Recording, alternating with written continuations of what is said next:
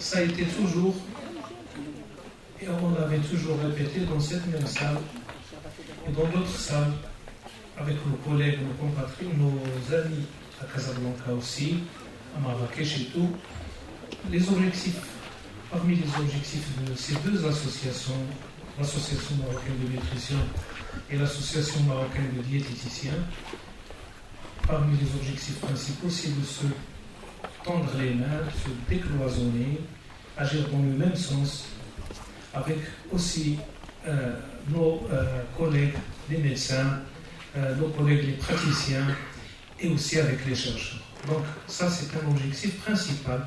Et d'ailleurs, vous allez le voir dans le programme, il y a plusieurs volets qui témoignent de ça et qui touchent un peu à toutes les tranches d'âge, depuis la conception, on va dire, jusqu'à l'âge adulte, personnes âgées, etc. Tout en s'inscrivant bien sûr dans l'après 2015, qui est les objectifs du développement durable. Et donc tous ces aspects vont être traités. Tout à l'heure, Madame Rihad El-Chouari, la présidente de la Nadiat, va vous un peu détailler le programme. Et je laisse la parole à nos invités que je remercie beaucoup, les représentants du ministère de la Santé, Madame Mouzoni, Madame Ammari, Monsieur le directeur de l'ISPITS. C'est un honneur aussi que l'université avec laquelle on a toujours relié des relations fraternelles, je dirais, c'est la faculté Ain Choc, même si c'est des semaines, excusez-moi, Ain Choc, parce qu'il y a ici avec nous Madame Missel aussi, c'est Rachid, donc c'est elle qui va la représenter pour nous faire aussi le mot d'ouverture. Et je remercie Professeur Satara, qui nous revient aussi à chaque fois, et qui représente la nutrition, qui est le doyen de la nutrition, c'est Satara. Là, les Canada, là c'est Satara. Et puis il nous fait toujours un honneur d'être avec nous. Il anime avec nous, aussi bien sur le plan scientifique, mais aussi sur le plan humour, parce que c'est quelqu'un d'agréable à côtoyer, à vivre avec. Donc vous êtes les bienvenus. On se à la journée. Et voilà, je passe la parole maintenant à Madame Mouzoni Fatem Zahra. Et après Mouzoni, c'est Madame Ammari. Après Madame, comme ça, je ne cache pas à chaque fois. Après Madame Ammari, c'est Saïd. Puis Monsieur Ouazawi. Et c'est Satara, les Nahaf, on va dire, une machine qui est à tout le khat, bien, Madame Fatem Zahra, Bismillahirrahmanirrahim. Salam alaikum wa rahmatullahi ta'ala wa barakatuh. Madame la présidente de l'Association marocaine de diététique, Monsieur le président de la Société marocaine de nutrition, Mesdames et Messieurs, c'est pour moi un grand plaisir et un grand honneur de prendre part à l'ouverture des premières journées marocaines de diététique organisées conjointement par la SMN et la Madiet, en choisissant 3 thématiques très importantes, en l'occurrence la nutrition, l'eau et la nutrition durant les 1000 jours, premiers jours de la vie. Je vous félicite d'abord pour le choix de ces thématiques qui s'inscrivent parfaitement dans la mise en œuvre dans certaines recommandations internationales relatives d'abord à la conférence internationale de nutrition, la 2e conférence, et l'atteinte des objectifs relatifs à la déclaration politique de la prévention et le contrôle des maladies non transmissibles et aussi à la mise en œuvre du plan d'action relatif à la lutte contre toujours les maladies non transmissibles, mais aussi à l'atteinte des objectifs de développement durable post-2015. Mesdames et messieurs, au Maroc, au moment où les maladies, où nous notons une diminution très importante en matière de maladies infectieuses, grâce aux différents programmes nationaux instaurés lors des dernières décennies, on assiste à une véritable transition nutritionnelle, mais aussi une transition épidémiologique et une transition démographique.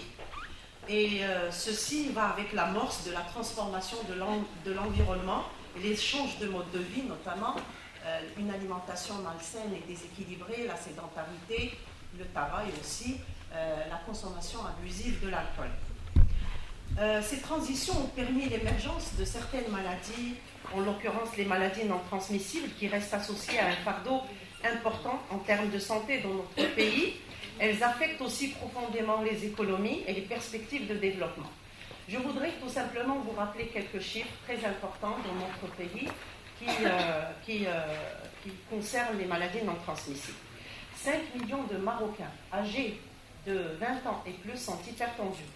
Plus de 2 millions sont diabétiques. Et ceci est lié à la nutrition, entre autres.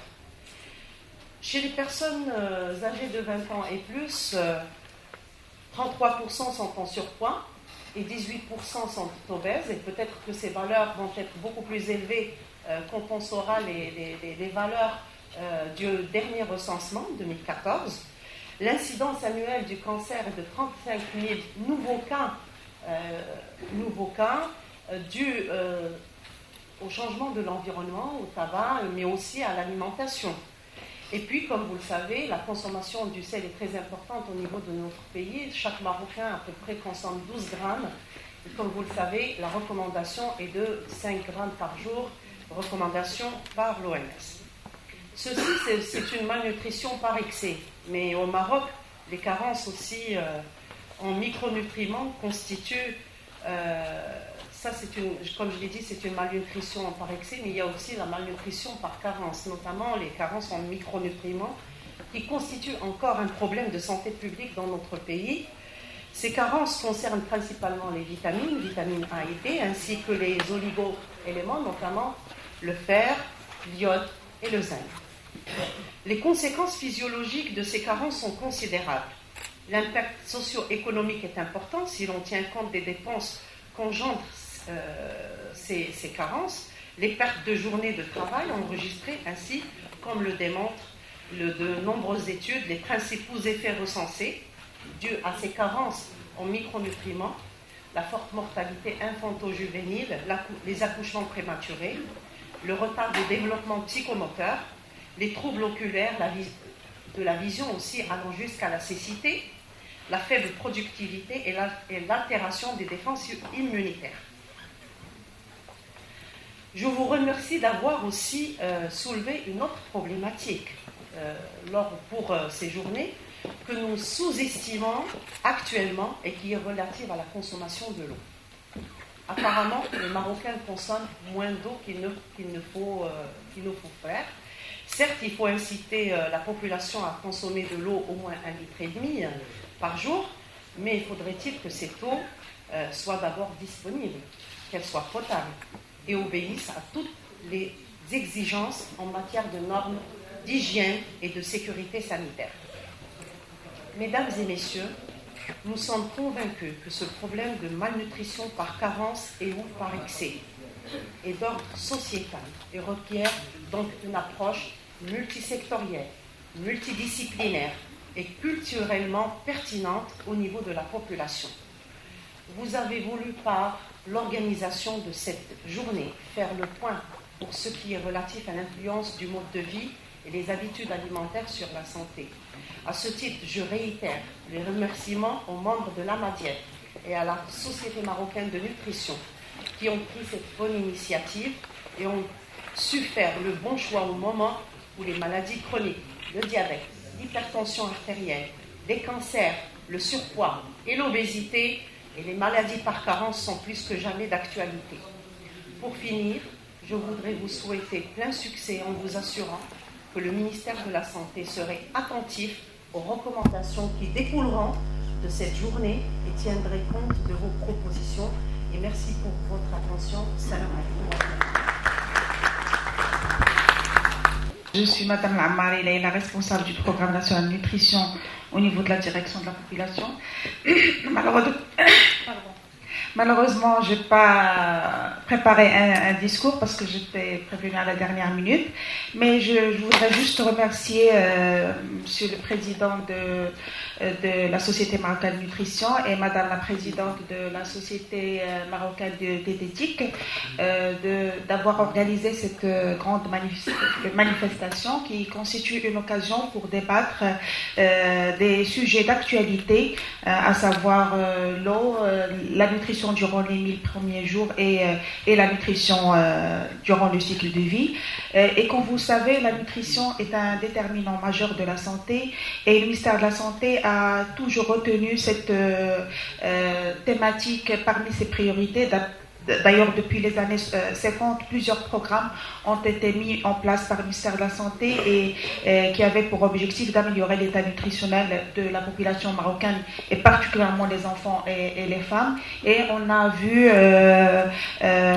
avoir de résultats satisfaisants en matière de recul de certaines formes de malnutrition, surtout celles qui sont liées aux carences, notamment la malnutrition chez les enfants de moins de 5 ans, l'insuffisance pondérale qui est de 3%, aussi la réduction de certaines carences en micronutriments, carences en vitamine A et j'en passe. Actuellement, bien sûr, le Maroc, comme a été signalé par Madame Mouzouni, connaît une transition nutritionnelle, qu'on le dit précoce, puisqu'on est confronté à une situation de double charge avec la persistance des maladies de carence et l'émergence d'autres troubles nutritionnels qui sont liés à la surcharge, notamment l'obésité et le surpoids, qui constituent les principaux facteurs des maladies non transmissibles, qui sont bien sûr constituent un problème de santé au niveau national. Et le ministère de la Santé est conscient de cette problématique et plusieurs stratégies multisectorielles, puisque la nutrition c'est une affaire de tous, pas une affaire du ministère de la Santé. Et donc, comme j'ai dit, plusieurs programmes, stratégies ont été mises en place, en l'occurrence la stratégie nationale nutrition. Peut-être que j'aurai l'occasion de vous présenter les orientations du ministère de la Santé en matière de nutrition dans mon intervention que je vais faire tout à l'heure. Je vais pas je ne vais pas m'étaler là-dessus, donc je réitère mes remerciements aux deux associations pour cette initiative et je souhaite bon courage et bonne réussite. Et merci. Madame la Présidente d'Amadiet, mes chers collègues, chers étudiants, chères assistances, je suis très heureux de participer à cette journée, particulièrement à cette ouverture officielle de cette journée. Je tiens à saluer cette initiative d'organisation par la SMN et la Madiet. En l'espace aussi d'un mois, nous avons deux événements donc, qui se tiennent au Maroc donc, sur la nutrition. Il y a quelques semaines, il y a une rencontre assez importante donc, organisée par l'école subsanté à la faculté de médecine de Casablanca. Et aujourd'hui, donc, nous sommes à Rabat pour également, dans le même sens, d'une journée sur la nutrition. Je suis très heureux de voir donc, ces activités autour de la nutrition. Et ce sont des activités qui doivent être menées donc, de manière régulière, vu la problématique, vu les chiffres qui viennent d'être annoncés. Donc ces chiffres qui sont très alarmants aussi dans notre société au Maroc, avec des chiffres d'obésité qui sont alarmants, des chiffres d'hypertension artérielle, de diabète.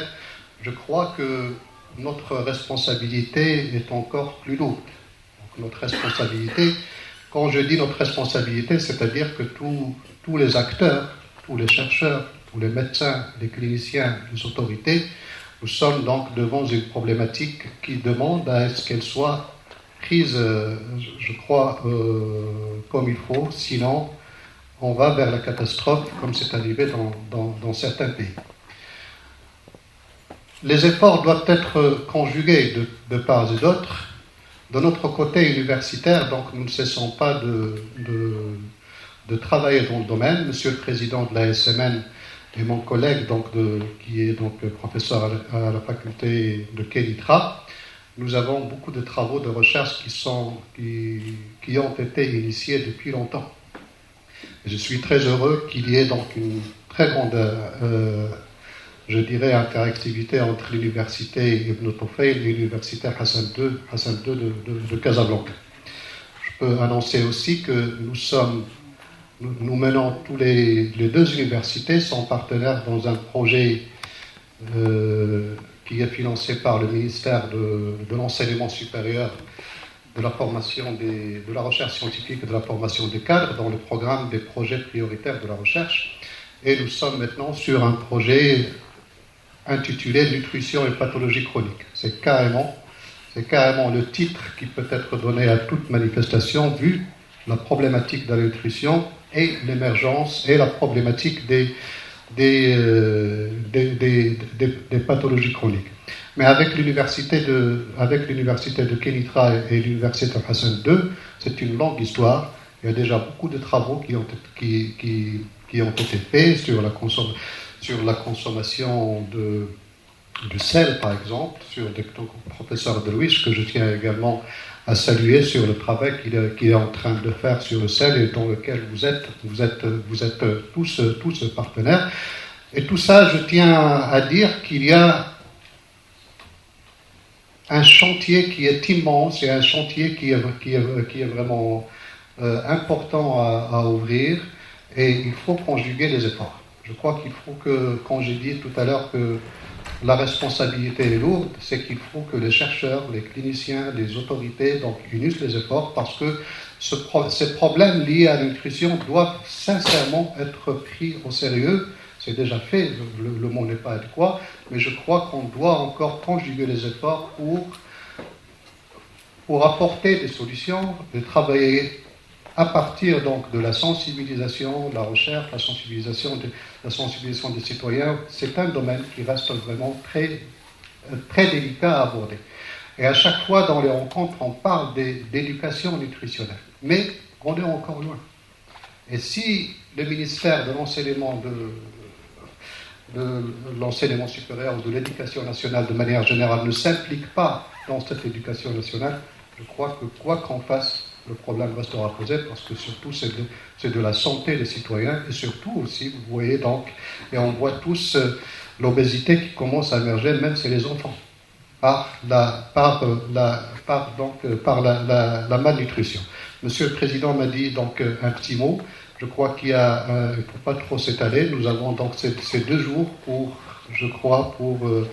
décortiquer cette problématique, et j'espère que les recommandations donc, qui vont émaner de cette journée soient écoutées et donc prises en compte. Encore une fois, merci à la SMN et merci à la Madiette pour cette très belle initiative, et merci beaucoup.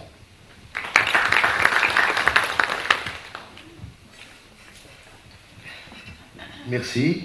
De ma part, je tiens à remercier Monsieur le Président de la Société marocaine de nutrition et Madame la Présidente de l'Association marocaine des diététiques. Et sincèrement, je suis très heureux. Je vous remercie infiniment d'avoir adressé l'invitation à l'Institut supérieur de profession infirmière et technique de santé pour participer avec vous. Et comme vous le savez bien sûr qu'on est une structure qui est en pleine transition. Donc on est passé d'une formation professionnelle à une formation professionnelle et universitaire, et dans laquelle on forme les diététiciens, les nutritionnistes, et bien évidemment dans une sphère d'incorporation du système de licence, master et doctorat. Je réitère encore une autre fois mes remerciements d'abord aux organisateurs d'avoir choisi des thèmes d'actualité, des thèmes qui touchent toute la sphère de la santé. Et je crois qu'à travers ces 2 journées de travail, ces 2 journées scientifiques de travail, je crois que de très belles recommandations vont être bien évidemment dégagées. Et en tant qu'opérateur de la formation, je suis tout à fait d'accord et de puiser de vos recommandations pour qu'on puisse incorporer pour la première fois un master en sciences de diététique. Ça, c'est un engagement que je suis en train de faire devant vous durant ces 2 journées scientifiques qu'organisent vos 2 associations. Dr Mouzoni, les précédentes interventions ont mis le point sur des indicateurs totalement très alarmants. D'abord, lorsqu'on voit que déjà les indicateurs de présence de diabète et d'hypertension artérielle, et bien évidemment de maladies chroniques, qu'on peut surmonter, qu'on peut évincer si on incorpore et on veille à une promotion d'une stratégie très bien performante de nutrition.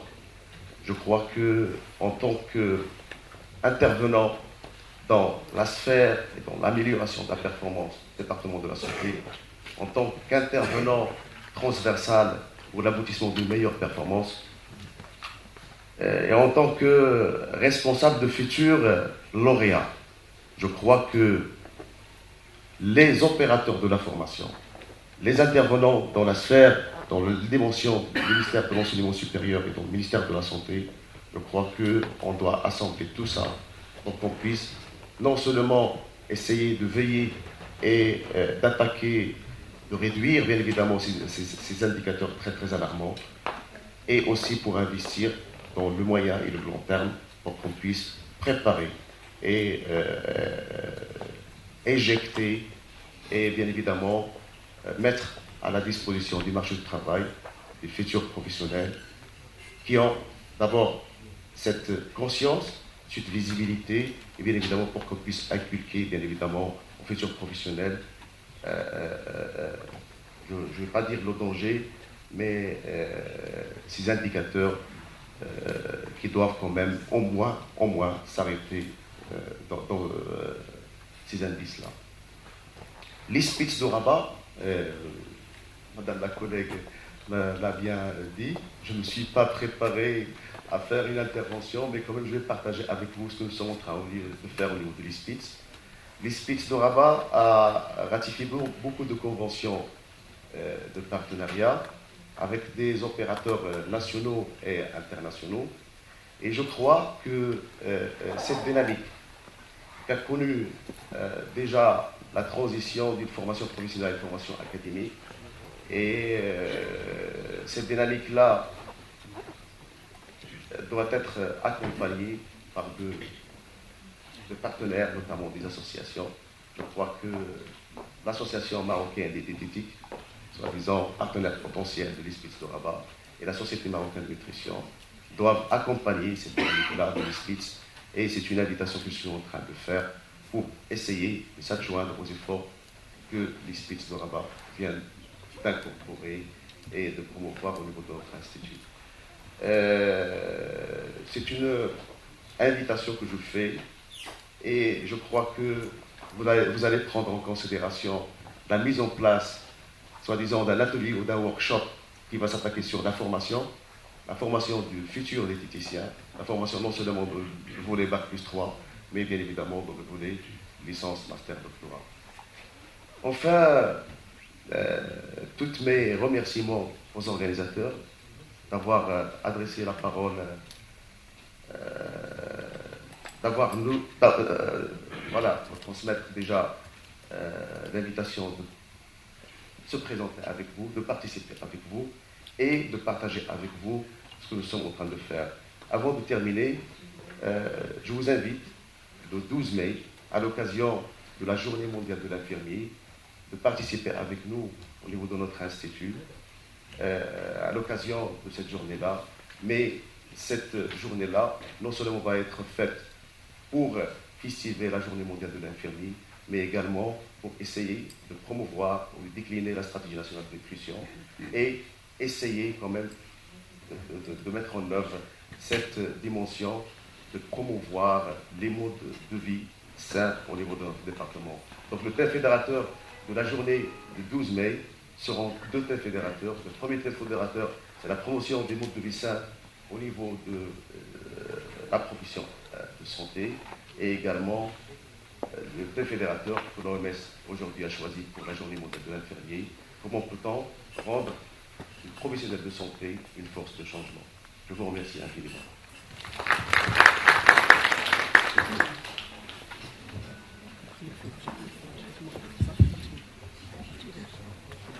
Bismillahirrahmanirrahim. Madame la présidente de l'association marocaine de diététique, monsieur le président de la société marocaine de nutrition, je voudrais vous remercier infiniment de m'avoir invité à cette importante réunion.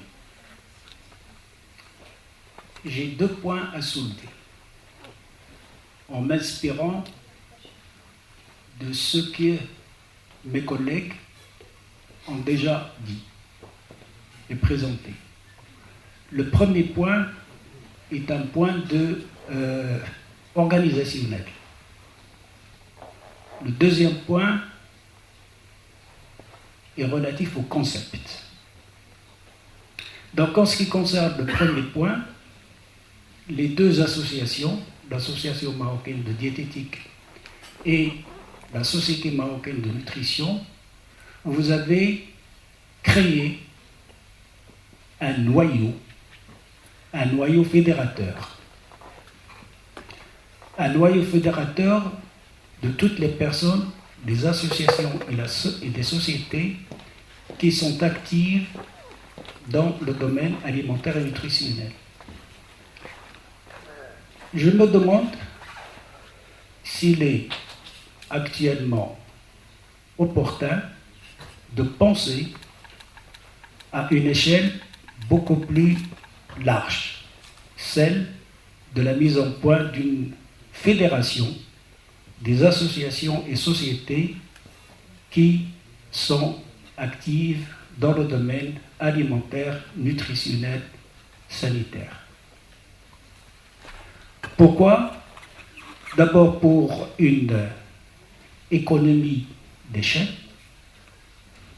puis pour une mutualisation des efforts et des activités.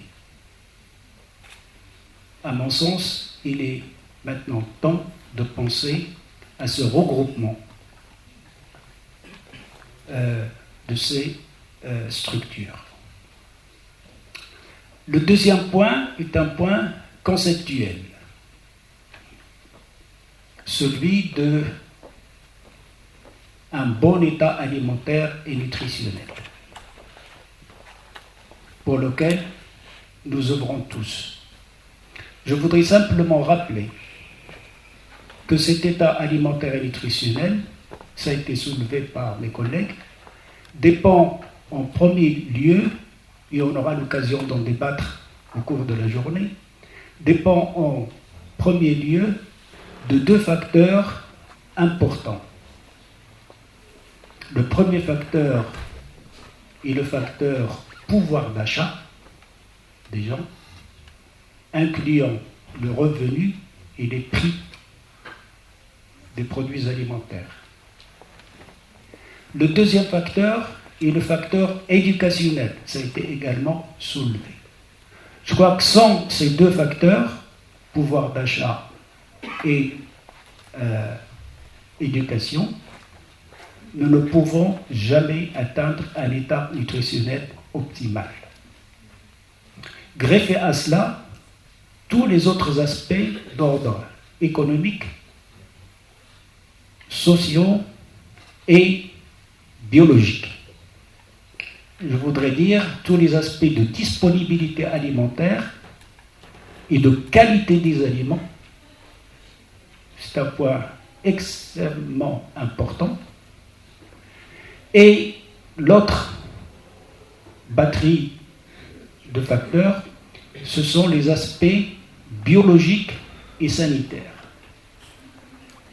Donc pour résumer, puisqu'on aura l'occasion probablement d'y revenir plus tard, état nutritionnel optimal, pouvoir d'achat, revenu, disponibilité alimentaire et valeur nutritive et qualité des aliments, et de l'autre côté, les aspects sanitaires et biologiques. Et je crois qu'avec ça, on fera le tour de la problématique alimentaire et nutritionnelle. Encore une fois, je voudrais remercier les deux associations pour l'organisation de ces importantes journées, première journée marocaine de diététique et de nutrition. Je vous remercie. Monsieur Satara, je trouve, qui arrive à un bon moment. Il faudrait donc reprendre et rediscuter cette proposition. Je remercie Monsieur le docteur, le directeur de l'ISPITS pour son invitation. C'est vrai, on va être présent avec vous. Inch'Allah, je remercie Madame Mouzouni, Madame Ammari, professeur Seyd. Mais pourquoi j'ai repris la parole? Parce que je voudrais souligner une chose très importante. C'est que derrière cette manifestation, il y a du monde qui a travaillé. Et les gens qui ont travaillé n'ont ménagé aucun effort pour que cette manifestation se déroule comme elle se doit. Et je dois dire certains noms parce que il y a le professeur Abdelfatah Derwish, professeur Abou Salah, Sela Berjimati, professeur Qiyab El-Hassan, Kari Khalid, Fatin Al-Arabi, Hanan Labrahimi, Samah Naït Daoud, Basman Najjar, Nizar Sqat et Younes Tabous qui ont travaillé. Côté Société marocaine de nutrition, côté Ahmadiyyat, moi je dirais, si on fait le pourcentage du président Ahmadiyyat SMN, je dirais que Madame Rehab Chouari a fait 80% parce qu'il a travaillé comme une fourmi, mais aussi son staff qui est Hajar Ahnouch, qui est Rim Sahi, qui est Latifa Moubarik, Fedwa Bidaran qui n'a ménagé aucun effort elle aussi, Iman Selour et Tariq Bia. Donc je les remercie tous et je remercie toute la présence et beaucoup plus mes amis qui me soutiennent à chaque fois. C'est Moulay Ahmed Saïd Louni, c'est Anas Ktani, Nabila Ahlou, professeur Nabila Ahlou, Madame Missal et tous mes autres amis. Merci beaucoup pour votre présence et pour votre soutien, parce que je dirais bien c'est un soutien. Ça souligne ce que ça va souligner. Donc je laisse la parole à Madame la Présidente de l'Ahmadiyyat. Bonjour tout le monde. Tout d'abord, je remercie Monsieur le Président de la Société marocaine de nutrition ainsi que tous les membres du bureau de la SMN d'avoir pensé à collaborer avec l'Association marocaine de diététique et nutrition et donner naissance à ce qu'on a nommé Journée marocaine de diététique et nutrition. J'espère que ça va être un événement annuel qui va se répéter au fil des années et que ça va être intéressant pour vous. Alors je remercie également les membres des comités scientifiques et comités d'organisation de cet événement pour les efforts fournis pour la réussite de cet événement, très important, qui témoigne de la vision commune que nous avons avec la Société marocaine de nutrition dans le domaine de nutrition au Maroc. Alors, comme vous pouvez le constater, le programme scientifique des journées marocaines de diététique et nutrition est très diversifié et je me permets de vous donner un aperçu sur ce programme scientifique très riche. Alors, nous allons avoir la chance d'assister à des conférences plénières, des workshops, des symposiums, et une table ronde à la fin de cet événement qui sont animés par des éminents conférenciers que je tiens à remercier par la même occasion. Et puis je tiens à vous informer comme quoi toute la matinée on aura des conférences plénières qui vont être séparées en 4 sessions. La première session, c'est la nutrition à l'aube des objectifs de développement durable. La deuxième, on va toucher tout ce qui est politique et stratégie alimentaire au Maroc. Durant la troisième session, nous allons parler de l'eau, qui est un élément très important et qui est vecteur de santé et de bien-être. Durant la quatrième session, nous allons parler de la nutrition durant une étape très importante dans la vie, qu'on a nommée fenêtre d'opportunité, qui est les 1000 premiers jours de la vie. Et on aura aussi la chance et l'honneur d'assister à des communications orales animées par des doctorants et des diététiciens qui ont fait des études dans ce domaine. Alors par la suite, l'après-midi, nous aurons des ateliers qui vont avoir lieu jusqu'à même demain matin. Alors nous avons choisi le thème de l'alimentation de l'ombilical à l'assiette, comme ça on va toucher à tout ce qui est nutrition durant les 1000 premiers jours. Et puis nous avons choisi aussi un atelier qui est très important, durant lequel on va parler de tout ce qui est mesures anthropométriques et mesures des compartiments corporels. Et demain matin, Inch'Allah, nous aurons la chance d'assister à des ateliers où on va voir un petit peu comment on fait pour la prise en charge nutritionnelle des maladies non transmissibles, que ce soit l'obésité ou le diabète, ainsi que la prise en charge nutritionnelle des maladies courantes chez les personnes âgées. Alors voilà, je tiens à remercier toutes les personnes qui ont contribué à la réussite de cet événement important et je tiens aussi à remercier professeur Saïl, docteur Ammari, professeur Mouzouni, professeur Zawi et professeur Asatara d'avoir assisté avec nous et donné leurs propositions ainsi que leur invitation. Je vous remercie infiniment et j'espère que ça va être un événement intéressant et que ça va bien se dérouler. Alors merci tout le monde. Avant de passer, donc, il y a professeur Saïl et Dr Mouzouni qui vont donc modérer cette séance durant laquelle 2 présentations seront faites par professeur Riyad El-Hussein et par Khalid Barkat. Très bien, on va donc commencer cette première session intitulée La nutrition à l'aube des objectifs de développement durable, dans laquelle nous aurons 2 interventions, celle de professeur Riyad El-Hussein et la deuxième de M. Khalid Barkat. Et après, donc, il y aura une discussion commune concernant les 2 interventions. Alors, la première conférence sera présentée par le professeur Riyad El-Hussein, si elle arrive à trouver son diaporama. Et en attendant, juste une petite présentation de la premier conférencier. Donc, c'est Riyad El-Hussein qui n'est plus à présenter. Il est actif dans le domaine de la nutrition depuis des années. Alors, elle est trésorière de la SMN, mais elle a toujours fait partie, à moins que je me trompe, elle a toujours fait partie de tous les bureaux qui se sont succédés. Elle est professeure à la faculté des sciences d'El Jadida, Université Chouaïb Toukhali, et elle est également très active à l'international. Elle a occupé donc le poste de secrétaire général de l'Union internationale des sciences pour la nutrition et elle a également occupé des responsabilités au niveau de la Fédération africaine. Donc tout ça pour vous dire, c'est une conférencière pas des moindres, donc qui a un background, qui a une grande expérience dans la nutrition. Et je la félicite sincèrement et je la remercie pour cette activité au niveau national, aussi bien au niveau de la recherche, aussi au niveau de la sensibilisation, au niveau de son activité, donc au niveau des associations et des sociétés. Ce n'est pas un travail qui est des moindres, mais c'est avec ça donc qu'on peut avoir donc cette étiquette d'expert en nutrition. Et c'est avec plaisir donc que je donne la parole à mon ami Riyad El-Hussein pour son intervention. À vous la parole. Je remercie les organisateurs. Je remercie aussi tous les participants qui ont touché donc, à l'organisation de cette rencontre, qui est vraiment une bonne initiative, comme ça a été dit avant, et que ce serait très très bien de reproduire donc, régulièrement. Bon, mon introduction, ma présentation, elle a été en quelque sorte un petit peu tous ceux qui ont parlé ce matin ont parlé de un peu en gros ce que je vais dire. Monsieur Satara a fait un résumé en quelque sorte aussi de la problématique dans laquelle s'insère cette présentation. Alors, tout le monde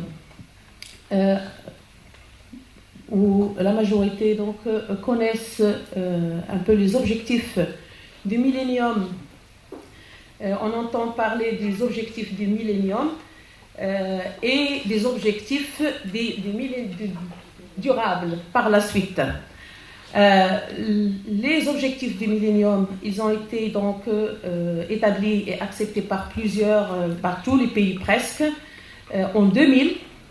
Et c'était justement parce qu'il y a eu la reconnaissance qu'il y a donc des efforts à faire, qu'il y a des problèmes justement de la famine et de la malnutrition, en particulier dans les pays pauvres.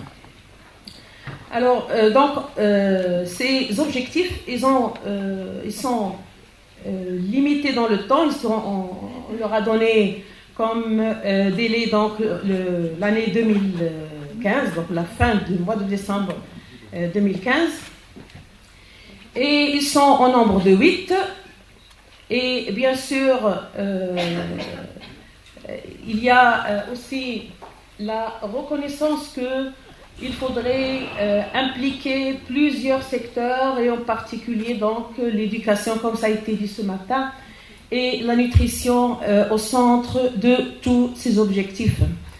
Donc le premier objectif fixé était d'éradiquer l'extrême pauvreté et la faim, assurer l'éducation primaire pour tous, promouvoir l'égalité entre les sexes et l'autonomisation des femmes, réduire la mortalité infantile, améliorer la santé maternelle, lutter contre les maladies infectieuses, en particulier donc le VIH, SIDA, le paludisme dans certaines zones, assurer la durabilité de l'environnement et bien sûr un partenariat entre différents secteurs qui œuvrent pour justement dans le développement.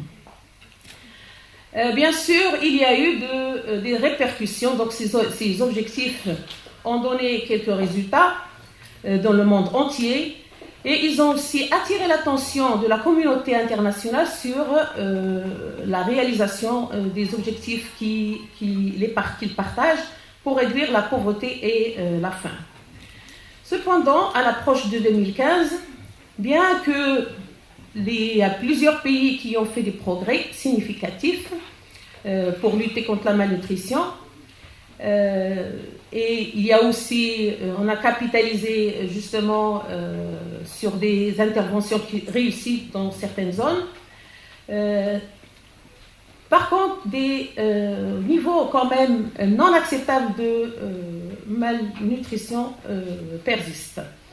Et on reconnaît aussi que ces objectifs fixés en 2000, ils ne seront pas atteints dans la plupart des pays en 2015.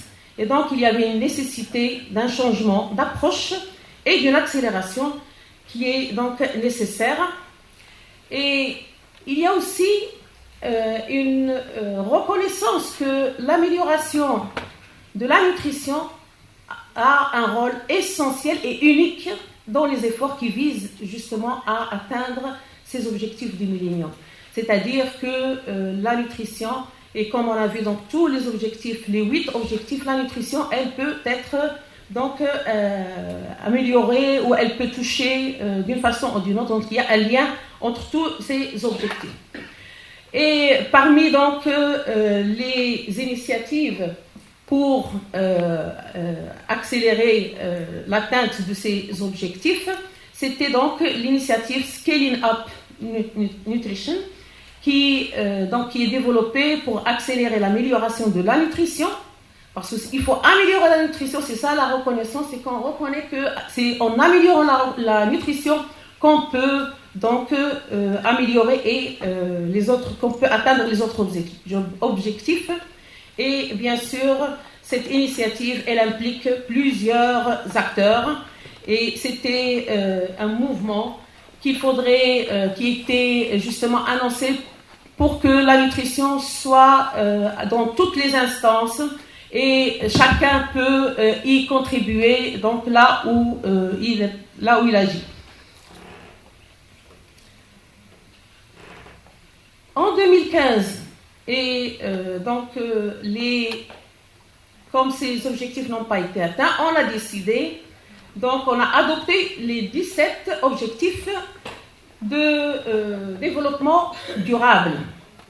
Donc ils sont construits sur les 8 précédents dont on a parlé, mais qui représentent un agenda qu'on appelle de transformation, parce qu'il implique donc d'autres secteurs, l'économie, le social, l'environnement.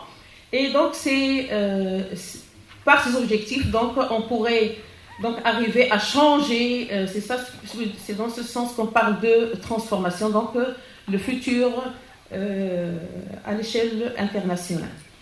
Et les priorités fixées par ces objectifs de développement durable étaient donc d'éradiquer la pauvreté et la malnutrition sous toutes ses formes. Et on s'est fixé l'année 2030 pour leur atteindre. Donc, qu'est-ce qu'il y a de nouveau dans ces objectifs et qu'est-ce comment ils diffèrent des autres, des 8 premiers? C'est qu'ils sont universels, c'est-à-dire qu'ils peuvent s'appliquer à tous les pays. Ils sont intégrés, donc c'est-à-dire qu'il y a une interconnexion entre tous ces objectifs et, comme je viens de dire, ils vont donc impliquer d'autres secteurs, l'environnement, l'économie et le social. Donc là, ce sont les 17 c'est pas très bien visible, mais bon, l'essentiel, c'est le nombre et aussi les objectifs qui sont donc en plus des premiers, c'est comme on a dit, l'économie, le social pour la durabilité. L'interconnexion entre ces objectifs. Mais la critique principale de ces objectifs de développement durable, c'est que c'est comme si on confond la faim et la malnutrition. Or, c'est deux choses qui sont différentes. Lorsqu'on parle faim, on parle seulement de subvenir à la suffisance, à la quantité. Et on néglige donc l'aspect qualitatif dont M. Satara a parlé ce matin. Donc, améliorer la nutrition de façon durable doit tenir compte de la façon de produire, de livrer et assurer l'accès à une alimentation saine et en éléments nutritifs essentiels, mais pas seulement en quantité. Et donc, au Maroc, c'est dans ce cadre qu'on peut inscrire justement l'avenue de ces objectifs de développement durable pour la durabilité de l'état nutritionnel et de santé de la population. Le Maroc, c'est un pays qui est méditerranéen. Notre régime alimentaire, c'est un régime méditerranéen et on sait que le régime méditerranéen, il a été prouvé qu'il est bon pour la santé. Donc il y a plusieurs études qui ont donc établi justement toutes ces vertus de ce régime. Il est riche en biodiversité, ce qui est très très important. Et il est aussi, il a un avantage ou un rôle avantageux pour développer une agriculture durable dans la région méditerranéenne. Et c'est pour ça qu'il a été choisi comme modèle de régime alimentaire durable. Ce n'est pas seulement un régime, il représente un mode de vie, une expression culturelle et sociale des différentes cultures alimentaires méditerranéennes.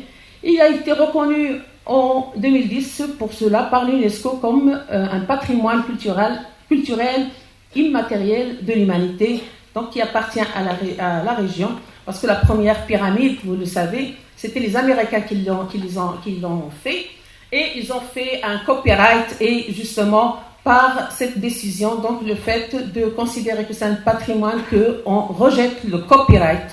Donc c'est un régime qui appartient à la région, mais il peut être utilisé comme modèle pour les autres régimes alimentaires. Alors, les changements qui ont eu lieu du régime alimentaire au Maroc, c'est comme dans d'autres pays pauvres d'abord, ou bien des pays qui sont dans cette région, c'est ce qui s'est passé aussi dans les pays riches, après, donc, avec la révolution agro-industrielle au XIXe siècle, qui a pris justement 2 siècles, il y a eu des changements fondamentaux du régime alimentaire dans ces pays riches. Et c'est la même chose qui s'est passée, mais à partir de 1960 dans les pays de la région méditerranéenne, y compris le Maroc. Donc il y a eu une amélioration dans la production alimentaire, mais cette amélioration, c'était en quantité, comme on a dit. Et donc, ça a mené à un monde d'abondance. Et bien sûr, une diminution de la proportion de la population qui souffre de faim, si on peut dire, et de malnutrition. Parce que bon, jusqu'à maintenant, comme on a dit, il y a une confusion entre les deux termes dans les objectifs durables. Donc, comme on peut le voir dans la tendance ici de la disponibilité, ici c'est pour les céréales au Maroc. Donc, vous voyez, durant toutes ces années, vous avez une augmentation. Bien sûr, aux alentours de l'année 2008-2009, on voit que la courbe, elle fléchit. Et c'est à peu près la même chose pour pas mal de pays, ou bien, donc ça sera, pour les céréales, on le sait qu'au Maroc, par exemple, il y a une diminution maintenant de consommation de pain, mais d'autres produits ont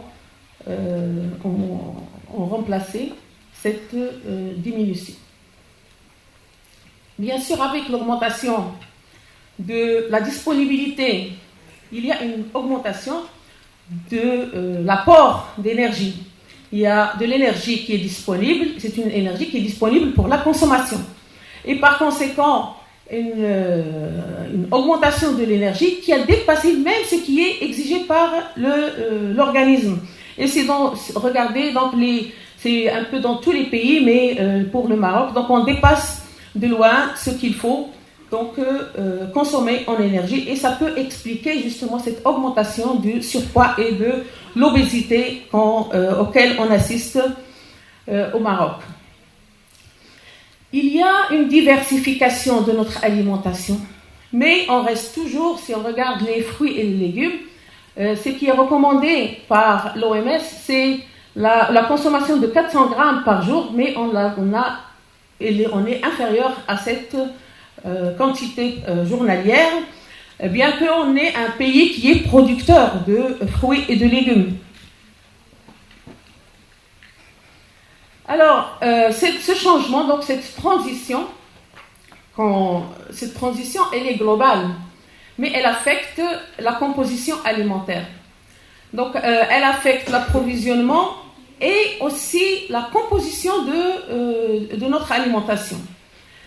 Ces changements, ils sont bénéfiques par le rapport en quantité de protéines, parce qu'avant, on souffrait de déficience en protéines, en énergie, en nutriments. Mais aujourd'hui, bien sûr, avec la consommation qui augmente de produits laitiers, on améliore la consommation, donc l'apport en calcium, par exemple. Mais elle est moins bénéfique parce que l'augmentation continue de la consommation avec la disponibilité, ça va entraîner surtout pour les produits qui vont apporter des composantes ou bien qui contiennent les graisses, le sucre, et c'est ça le changement qui a eu lieu. Donc on va assister à l'augmentation des graisses, donc de cholestérol, des acides gras saturés, ce qui va donc entraîner donc les problèmes cardiovasculaires, les cancers, et ceci donc, bien sûr au Maroc et ailleurs. Lorsqu'on regarde ici j'ai pris ce tableau qui représente les consommations. Lorsqu'on regarde les produits qui sont riches, justement les produits animaux, il y a une augmentation entre 1995 et 2001. Vous voyez que le lait, les œufs, les viandes, les poissons qui sont bénéfiques, ça augmente, mais on n'atteint toujours pas ce qu'il faut. Mais la tendance de la disponibilité et de la consommation, si elle n'est pas justement rationnelle, donc on peut avoir des apports qui sont excessifs en graisse, en sucre, et ça peut justement expliquer tous les problèmes dont on a parlé aujourd'hui. Là, c'est les résultats d'une étude qu'on a fait à El Jalida et qui montre justement les apports en comparant le régime alimentaire de cette population avec le régime méditerranéen traditionnel. Et on consomme plus plus de ce qu'il faut en acides gras saturés, et on consomme moins de fibres. Les fibres, parce que les farines qui sont justement raffinées, si elles ne contiennent pas de fibres, donc elles vont être plus riches en sucre raffiné, et ça va donc entraîner tous les problèmes dont on a parlé. Donc il y a moins de consommation de fibres que ce qu'il faut, plus de graisses saturées, et donc il y a un changement de notre régime alimentaire, et donc on assiste à tous les problèmes dont on a parlé, donc les problèmes qu'on n'a pas encore fini d'éradiquer, et d'autres qui émergent, comme donc tous les problèmes de surcharge, c'est-à-dire les maladies cardiovasculaires, le diabète, le cancer, etc. Donc là, on ne peut plus parler, parce que j'ai présenté la diète ou le régime méditerranéen comme régime qui protège contre toutes ces maladies, qui était vraiment à un pourcentage très très faible dans toute la région méditerranéenne.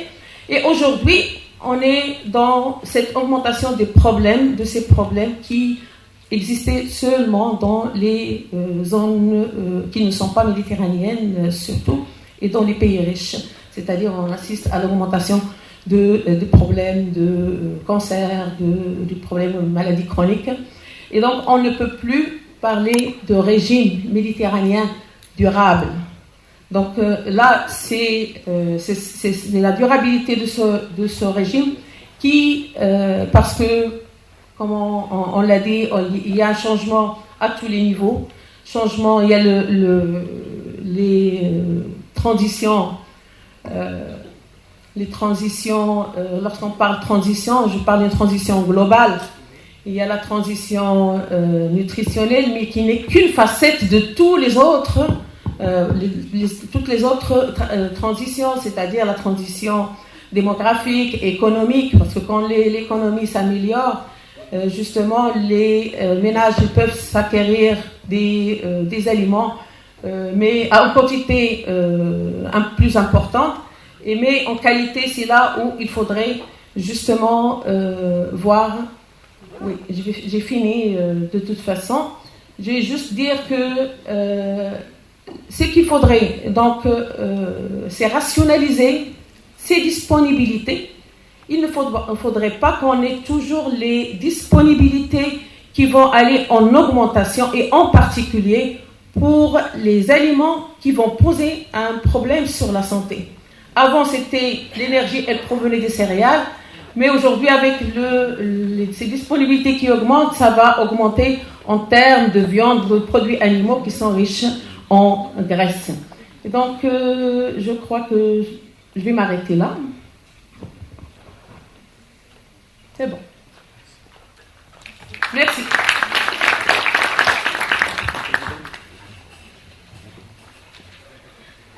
Merci, professeur, pour votre excellente présentation qui a mis en évidence ce qu'on a dit dans les mots d'ouverture. Je voulais juste insister sur deux points qui sont sortis au niveau de votre présentation et que je voudrais que l'assistance retienne. C'est par rapport d'abord les ODD. Ces 17 objectifs, vous avez bien signalé qu'il y avait une relation entre les objectifs, il y avait une interaction entre les 17 objectifs, mais quand on décortique chaque objectif, moi je parlerai plutôt de celui que je maîtrise le plus, c'est l'objectif 3 relatif à la santé. Et là, au niveau de l'objectif 3, il y a 9 cibles. Et dans parler de cibles, il y a 17 objectifs et 169 cibles. Donc, si on veut, j'ai parlé un peu, c'est juste pour les citer. Et donc, je disais qu'au niveau de l'objectif 3 relatif à la santé, c'est-à-dire assurer le bien-être et la santé à toutes les populations, et quand vous voyez les cibles au niveau de ces objectifs, vous voyez que la nutrition est toujours intégrée dans chaque cible et dans chaque sous-objectif. Et donc, par exemple, le sous-objectif ou la cible relative aux maladies chroniques, réduire d'un tiers la mortalité prématurée due aux maladies non transmissibles, on nous a demandé de donner des indicateurs et comment notre pays pourrait s'engager pour atteindre ce sous-objectif. Et parmi les choses que nous avons évoquées autant qu'État membre qui est engagé à l'atteinte de ces objectifs, c'est par rapport à la nutrition, c'est de réduire la consommation du sel, la consommation du sucre. Il y a un autre sous-objectif aussi par rapport à l'environnement, notamment les substances chimiques, comme vous l'avez si bien signalé. Il faut absolument assurer la quantité de la nourriture, mais aussi la qualité. Comme vous le savez, les substances chimiques, ils nous donnent une alimentation qui pourrait éventuellement causer un certain nombre de maladies, en l'occurrence les cancers et autres maladies. Par rapport au régime méditerranéen, malheureusement, on l'a délaissé, on l'a quitté, et notre régime est devenu beaucoup plus occidentalisé, riche en sucre, riche... Je vais souligner quelque chose. Le Marocain, lorsqu'on parle d'occidentalisation, moi, ce que j'ai vu, le Marocain, il s'attache à son tagine, aux légumes, aux fruits quand même. Le problème, c'est l'ignorance. Parce qu'on croit qu'on fait bien, on fait mieux, on fait plus classe d'aller manger l'alimentation qui n'est pas justement de valeur. C'est ça, mais le Marocain, on ne peut pas dire qu'elle est occidentalisée, notre alimentation. Notre alimentation, elle n'est pas occidentalisée. C'est vrai, on peut parler de l'occidentalisation du régime partout, mais notre alimentation au Maroc, elle n'est pas occidentalisée. Il y a un changement, mais je crois qu'il faudrait corriger. J'ai parlé tout à l'heure des fibres. Les fibres, justement, parce que on achète de la farine qui est raffinée, et donc si on garde une farine qui est complète, donc ce serait peut-être... On va corriger au moins ça. Après. Donc je disais que notre régime, en tout cas, est devenu beaucoup plus riche en sucre, en sel, moins de fibres, vous l'avez très bien, et beaucoup plus riche en graisses saturées. Donc, ce qu'il faudrait qu'on fasse est sur le champ de bataille, parce que là, on va mener une guerre, il y a plusieurs batailles dans cette guerre, et chacun de nous a sa responsabilité, et chacun de nous sera le colonel ou le commandant de chaque bataille. Donc, il faudrait qu'on ait le même objectif, c'est de promouvoir notre régime méditerranéen et d'assurer une éducation nutritionnelle, notamment en bas âge, parce que c'est là où les habitudes sont bien définies. Il faut absolument qu'on tape fort, très très fort, au niveau chez les enfants et les adolescents. Merci beaucoup. Merci. On continuera la discussion encore après la deuxième intervention. Donc j'appelle le deuxième conférencier. Merci Madame Blassen. Donc la deuxième conférence, donc intitulée Alimentation durable et santé, quel enjeu au Maroc? C'est Khalid Barkat, Monsieur Khalid Barkat. Bien, donc je vais vous présenter la problématique de l'alimentation durable. Quand j'ai été contacté par le comité d'organisation afin de faire cette présentation, j'ai pensé à la façon avec laquelle il sera le plus judicieux d'aborder cette problématique en compatibilité avec notre spécificité et les spécificités de notre société. Donc cette présentation va se dérouler en 4 phases essentiellement. Donc nous allons commencer par un aperçu du contexte historique de l'alimentation de la société humaine en général, et nous allons enchaîner par les changements qui se sont opérés, les impacts et les solutions qui peuvent nous permettre de revenir vers une alimentation durable comme celle qu'avaient nos aïeuls auparavant.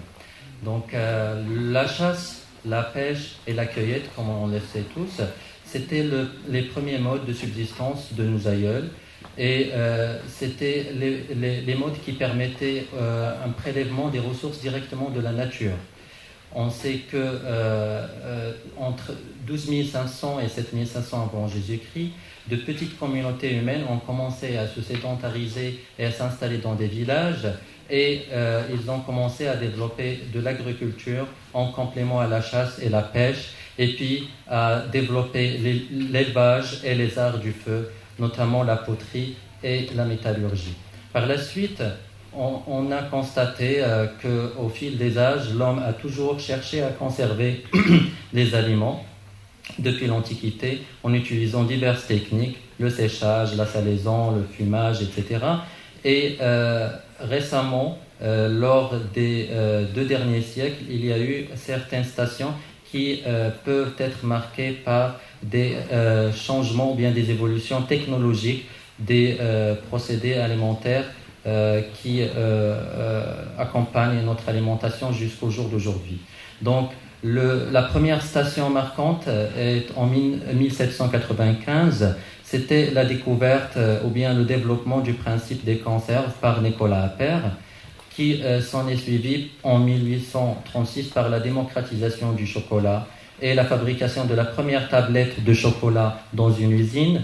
En 1866, Louis Pasteur a mis en évidence l'existence des microbes, d'où le développement de la méthode de pasteurisation qui est toujours utilisée jusqu'au jour d'aujourd'hui.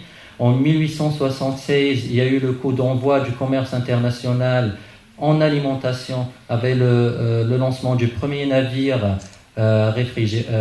doté d'un système de réfrigération, et les inventions technologiques se sont suivies avec le premier réfrigérateur domestique fabriqué en 1913, en 1923 le développement de la première technique de surgélation, en 1953 le premier four micro-ondes, en 1970 il y a eu l'avènement de la cuisson sous vide et le prêt-à-emporter en 1987 pour arriver à l'emballage actif et intelligent qui a vu le jour en 2009.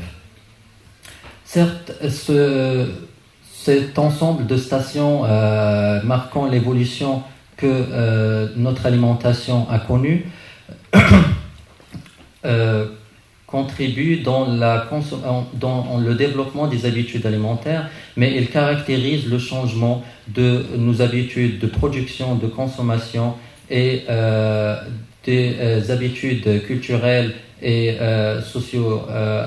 socio-économiques caractérisées par l'augmentation des échanges et des moyens et techniques agroalimentaires, ce qui nous amène à une évolution poussée par des facteurs tels que l'influence croissante du secteur privé, l'intégration du marché mondial, la croissance démographique, l'urbanisation rapide, surtout dans les pays en voie de développement, et la croissance du commerce alimentaire sud-nord. Les perspectives de l'évolution sur les prochaines années au niveau alimentaire, on sait tous que la population de la planète Terre est en croissance continue, ce qui équivaut à une prévision de 9,1 milliards d'habitants prévus en 2050 et à une augmentation de 70% de la demande alimentaire. Les efforts visant à améliorer la production sont d'ores et déjà entrepris afin de répondre à cette augmentation incessante de la demande alimentaire, mais ils sont insatisfaisants et inadéquats pour faire face à la demande alimentaire croissante. La perte et le gaspillage alimentaire impactent à la fois la sécurité alimentaire et nutritionnelle et la durabilité des systèmes alimentaires. On constate 2 types de pertes ou gaspillage en fonction des milieux. Il y a des pertes surtout quand on parle au niveau production, récolte, transformation ou distribution, et on parle de gaspillage quand il s'agit des petits détaillants ou bien au niveau des consommateurs. Alors, tout ce qui précède nous amène à constater les conséquences suivantes. Il y a une forte transformation des produits consommés. Il y a aussi une augmentation des distances parcourues entre producteurs, transformateurs et consommateurs. Il y a aussi une nette modification du régime alimentaire qui est généralement riche en produits raffinés, comme les sucres rapides, les graisses saturées, les sels, les viandes, et pauvre en aliments de base non transformés, en céréales complètes, en fruits et légumes. Souvent, ce régime est souvent carencé en fibres et en sels minéraux et vitamines, et ce qui nous amène à renforcer par le constat de la FAO en 2014, qui a chiffré le gaspillage à 1,3 milliard de tonnes par an. Donc ici, on constate qu'à peu près le pourcentage du gaspillage et de pertes alimentaires est équivalent au 1/3 de la production mondiale alimentaire de chaque année. L'ampleur des pertes des aliments dues au gaspillage et à la perte alimentaire varie d'un groupe alimentaire à un autre. Par rapport au groupe des fruits et légumes, l'ampleur peut aller jusqu'à 45%. Et 30% par rapport au groupe des céréales et produits dérivés. On constate une perte au niveau mondial qui peut aller jusqu'à 30% par rapport aux produits et fruits de mer et 20% par rapport aux viandes et dérivés. 20% de perte aussi par rapport au lait et produits laitiers et 20% par rapport aux oléagineux et légumineux. Ce qui nous amène aux impacts négatifs qu'engendrent les mauvais comportements tels que le gaspillage, etc. Et on constate que, par exemple, le gaspillage de 1,3 mégatonnes par an qui est évalué par le FAO, il est équivaut à une perte de 250 km3 d'eau par an, ce qui est à peu près 3 fois le lac de Genève. À 1,5 milliard d'hectares, soit 25% des terres agricoles utilisées en vin, à 66% des espèces en danger menacées par la production, à la moitié de la production énergétique des États-Unis perdue en vin, et à 3,7 gigatonnes équivalent CO2 libérés dans l'air et participant au réchauffement climatique. On peut parler de l'impact en fonction des dimensions qui concernent la consommation alimentaire. Donc la première dimension, c'est la disponibilité. On sait que l'impact du gaspillage favorise la diminution de la nourriture au niveau local et international. Par rapport à l'accès, ça impacte l'augmentation des prix et engendre des pertes économiques pour les acteurs. Par rapport à l'utilisation, on constate que ça accentue l'insécurité nutritionnelle et la nécessité de rejet de certains aliments, et ça constitue un facteur de contribution à la surproduction qui accentue le cercle vicieux de la surexploitation des ressources naturelles et ce qui nous amène de plus en plus loin d'une alimentation durable.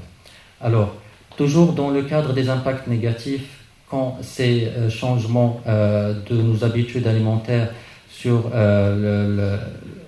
la planète, on constate aussi un appauvrissement des aliments et une baisse de la diversité. Et à partir du début du siècle, l'industrie a commencé à raffiner de plus en plus de produits de base, comme la farine, le sucre, les huiles, en enlevant le germe de blé, les fibres, et en chauffant les huiles, ce qui engendre une forte diminution des teneurs en vitamines et acides gras des huiles et une génération des composés toxiques, et ce qui oblige les industriels à envisager l'enrichissement des huiles par des vitamines liposolubles. Ici, par exemple, on constate une comparaison entre un sucre raffiné démuni de nutriments et un sucre non raffiné riche en micronutriments, notamment certaines vitamines et certains séminéraux. Alors ici, une comparaison entre du riz raffiné et du riz brun. En parlant d'une alimentation durable, il faut aussi parler des sources alimentaires modernes. On constate que notre alimentation provient majoritairement de filières nuisibles, voire catastrophiques pour l'environnement et la société. Bien que le constat soit connu depuis plus de 30 ans, la situation continue à s'aggraver. Pourtant, quelques entreprises pionnières font la démonstration que des solutions efficaces existent et le déferlement publicitaire vert comme ces acteurs d'une véritable alimentation durable. Comment ces acteurs d'une véritable alimentation durable peuvent-ils faire devant ce déferlement de la publicité verte? Alors, les produits alimentaires actuels, comment ils sont? Ils sont en général, ils représentent en général des ingrédients de base ne représentant qu'une petite quantité d'origine naturelle et qui représente un faible coût par rapport au coût général du produit. Le reste du coût est représenté par la transformation, le transport, la fabrication, l'emballage, la distribution, le marketing, etc. Et dans ce contexte, la mondialisation économique de nombreux produits alimentaires résulte d'un assemblage impliquant plusieurs pays et des dizaines de milliers de kilomètres, comme les produits McDonald's qui sont produits dans un pays, préparés dans un autre ou épluchés dans un autre et commercialisés dans un tiers. Même les aliments non transformés, mais produits industriellement, comme les fruits et légumes, les poissons, les crustacés, ils voyagent sur des longues distances. Alors, qu'est-ce que c'est maintenant? On va voir qu'est-ce que c'est une alimentation durable. Eh bien, c'est une alimentation qui est directement liée à des modes de production agricole et de commercialisation durable. C'est une alimentation qui, sur le plan économique et social, préserve l'environnement et la santé et la diversité culturelle. Sous l'influence des politiques agricoles et des industries agroalimentaires et des changements de mode de vie, le mode alimentaire des pays riches a beaucoup évolué depuis une cinquantaine d'années et ne cesse plus et ne répond plus à des critères d'une alimentation durable. Et pour revenir à cette alimentation durable qu'avaient nos aïeuls auparavant, il y a certains critères auxquels qu'il faut prioriser. Par exemple, il faut revenir vers un régime alimentaire basé sur la consommation de végétaux, céréales, légumineuses complètes, dont la composition complémentaire permet un équilibre dans les huiles, acides aminés essentiels et les protéines, des oléagineux, des féculents, des fruits et légumes, et des apports modérés en produits animaux comme les poissons et les viandes, et produits laitiers et œufs. Aussi, il faut envisager une alimentation peu transformée, peu emballée, produite et commercialisée et consommée localement, vers une agriculture faiblement mécanisée et utilisant peu d'intrants chimiques, des pesticides, insecticides, etc., vers un lien fort et direct entre les paysans producteurs et la population locale, les consommateurs. Ici, nous allons voir quelques indicateurs. Le premier indicateur que nous allons voir, parmi celles qui vont suivre, c'est la surface de sol de certaines denrées alimentaires qu'on consomme chaque jour. Donc, par exemple, pour produire 1 kg de viande de bœuf, il faut un rapport de surface de sol de 323 mètres carrés. Alors que pour produire 1 kg de viande ou de pommes de terre, il en faut seulement 6 mètres carrés.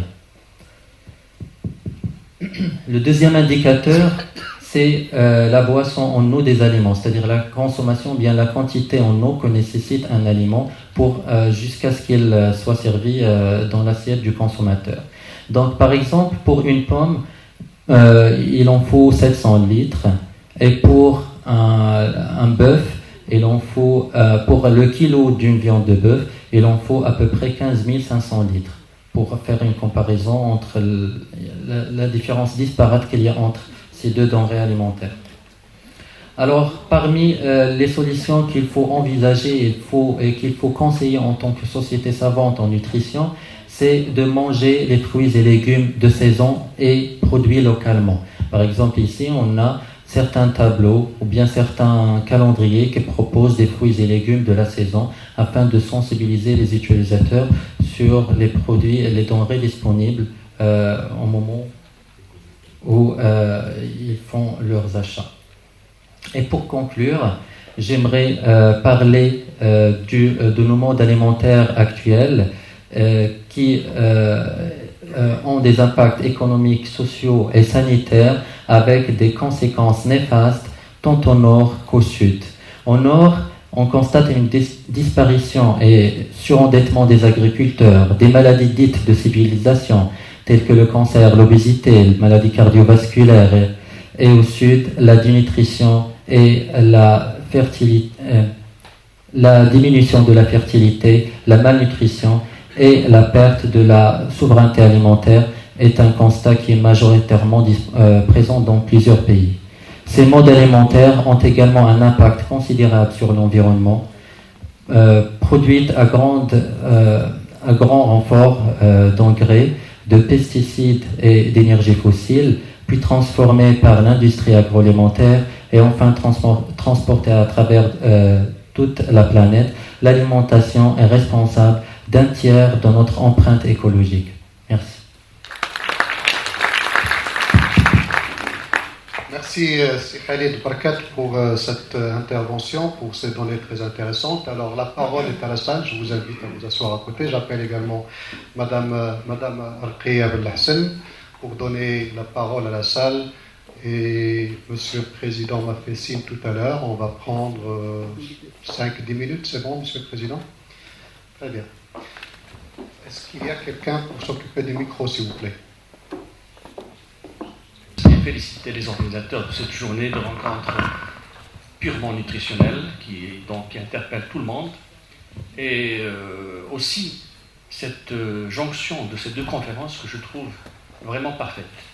C'est que la première conférence donnée par le professeur Hassan, elle a posé beaucoup de questions, elle nous a interrogés par rapport à la difficulté de mener des études au niveau mondial.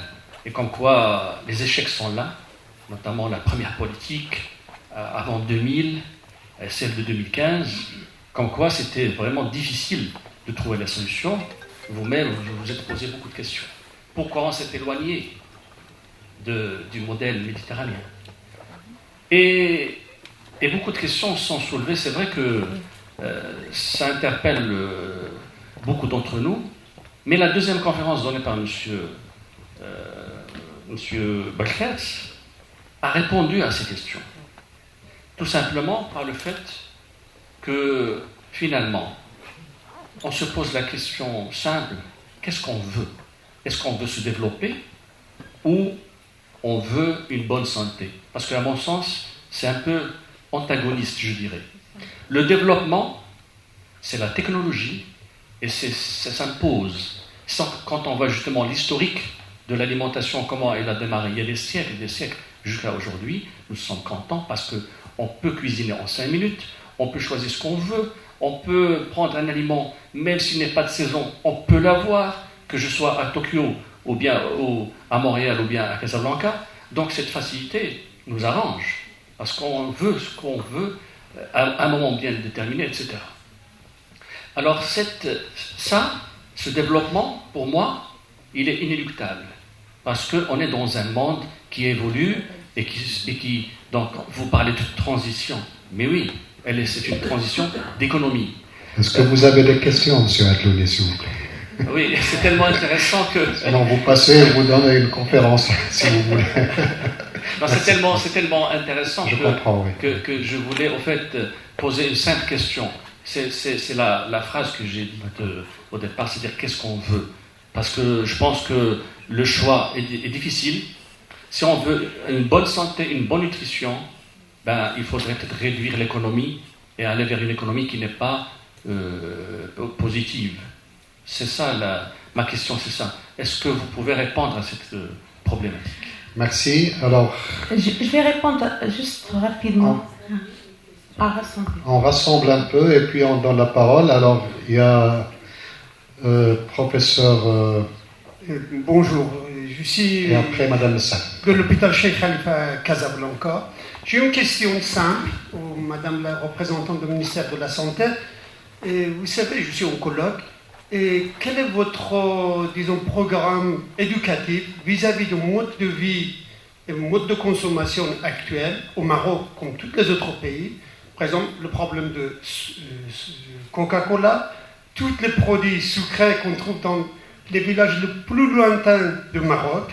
Bien entendu, on n'a pas changé le mode alimentaire disons, méditerranéen, mais on a ajouté beaucoup d'autres choses qui font beaucoup plus de dégâts. Et d'autre part, c'est ce que j'ai observé beaucoup au Maroc, et il y a beaucoup d'impact environnemental des produits toxiques qui sont probablement, il faut faire des études d'origine agriculture. Et quel est votre problème, disons, programme pédagogique au niveau des écoles, universités, lycées, pour éviter ce genre de choses? Merci. La parole au professeur Msel de l'Université Hassan II, à côté. Merci. Alors moi aussi, je vais aller très vite et je vais poser mes deux questions.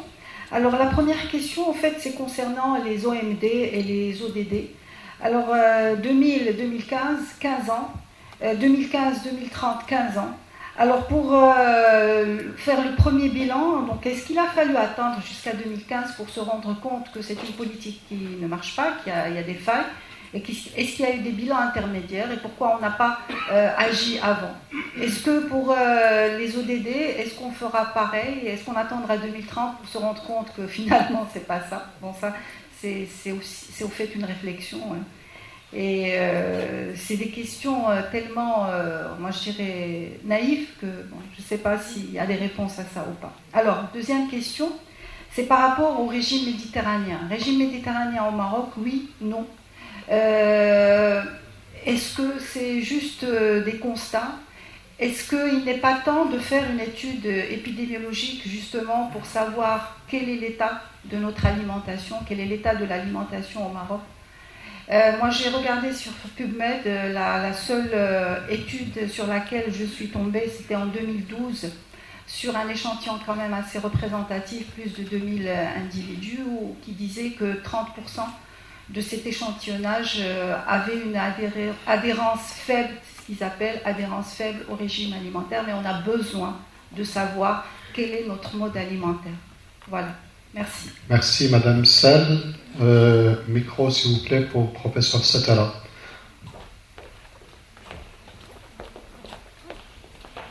Merci. Moi, j'ai deux petites réflexions. La première est relative, effectivement, au régime méditerranéen et au changement du régime alimentaire.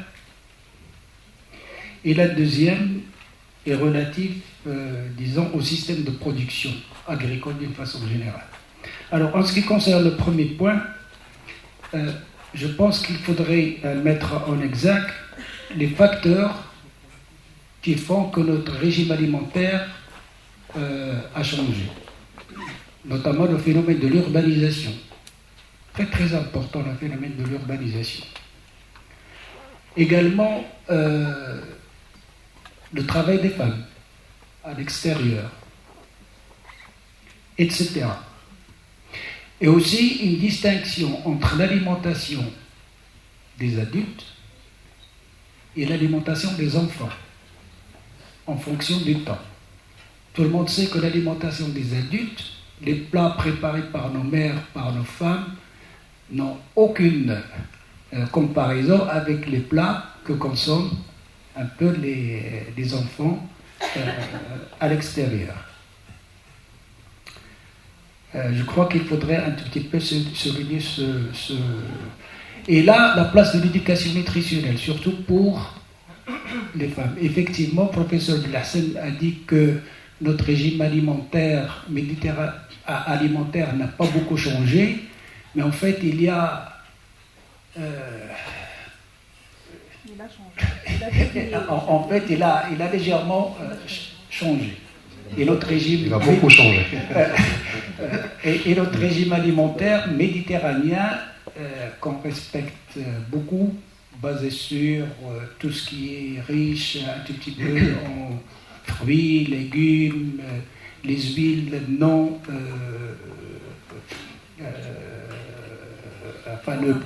raffinées, etc.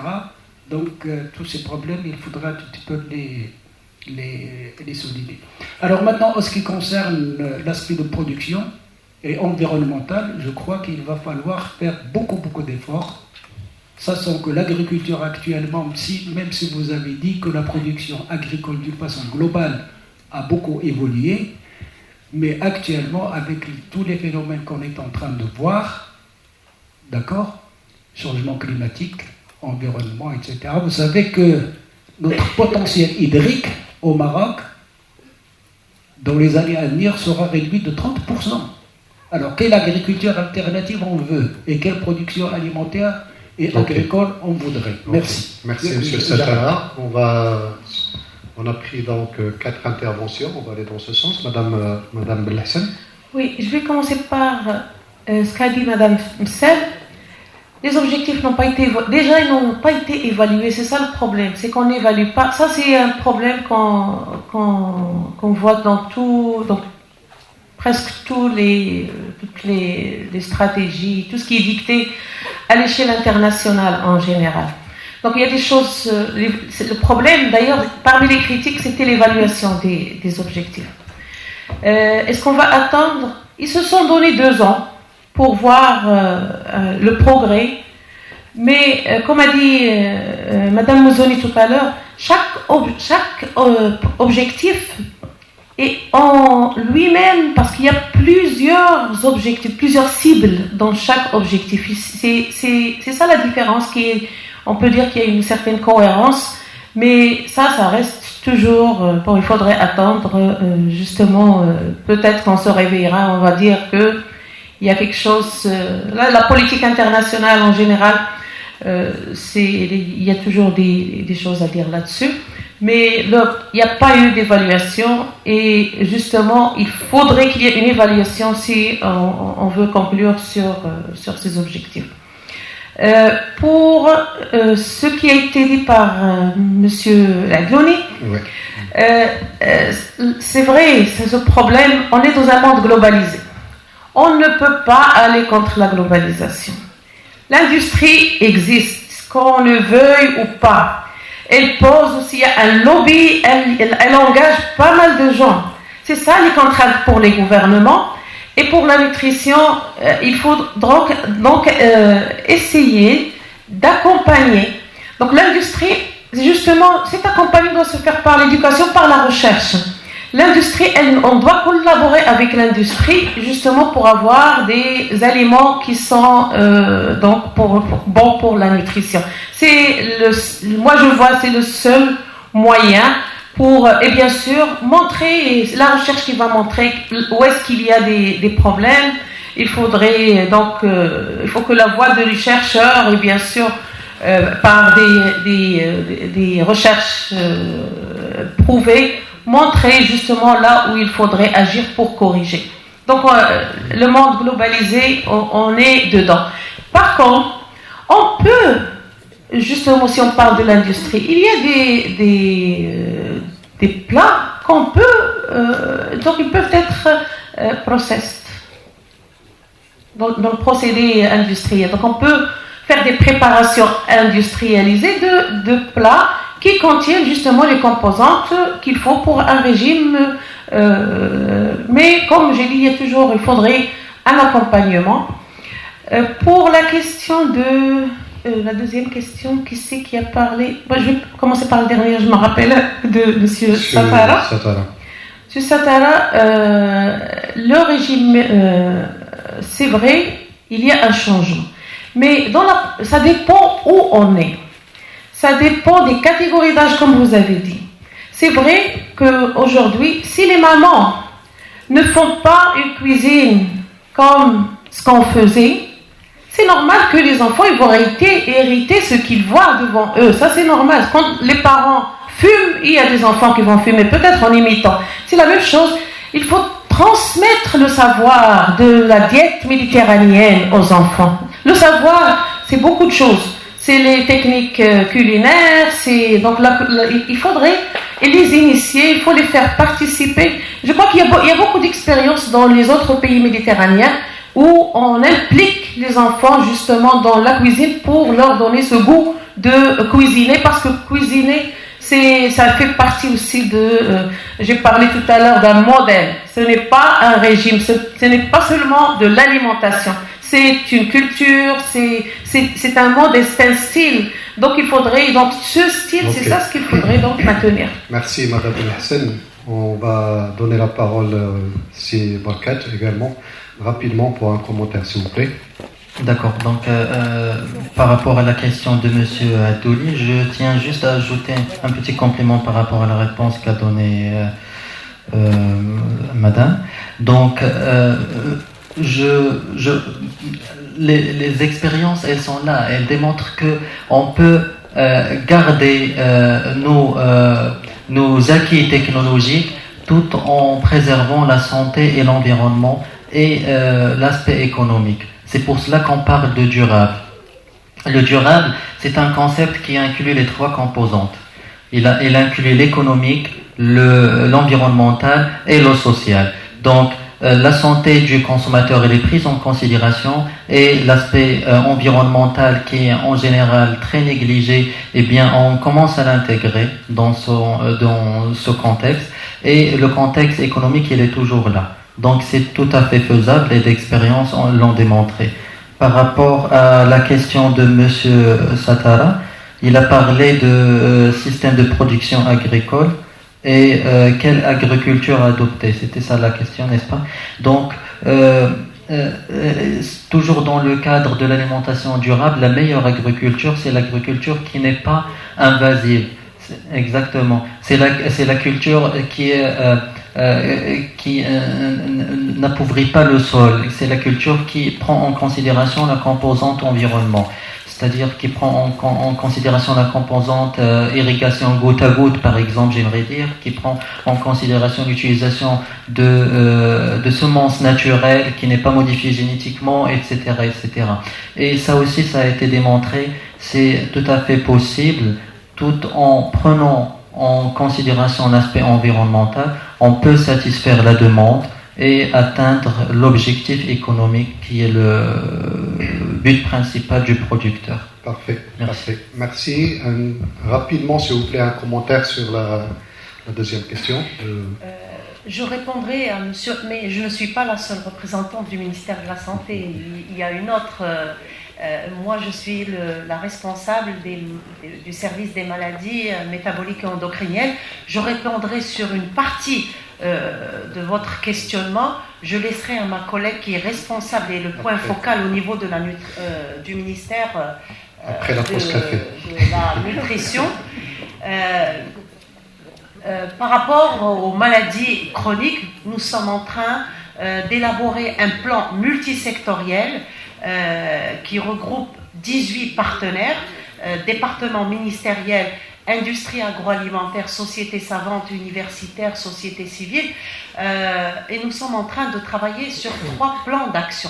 Le premier plan d'action, c'est par rapport à la réduction du sucre, notamment dans les boissons sucrées, la réduction du sel et puis la réduction des acides gras trans dans les aliments. Ce que vous avez mentionné, je pense que ma collègue Madame Lammari saura le plus vous répondre. Mon collègue modérateur me propose que la réponse la discussion va continuer donc durant la journée. Madame Lammari aura l'occasion de revenir. Merci Madame Lehsen, merci Monsieur Barakat, merci également à ma collègue. 15 minutes de pause café et n'oubliez pas les recommandations nutritionnelles pendant la pause café. À tout à l'heure. Je demande au professeur Marc Satara et à Dr Asma Chaoui de venir modérer cette session, s'il vous plaît, si vous êtes là. Dr Asma Chaoui, je ne l'ai pas vu à la pause. Est-ce que quelqu'un l'a vu à la pause? Moi, je ne l'ai pas vu.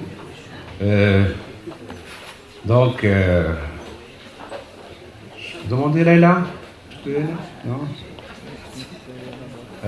Docteur Adloni, vous avez d'autres séances à modérer, c'est ça? C'est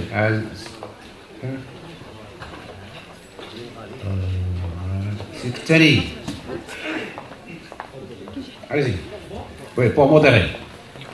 Vous allez tenir le coup avec monsieur le professeur Satara pour animer une session de modération, s'il vous plaît. Voilà, pas de problème. Il y a une invitée qui est absente.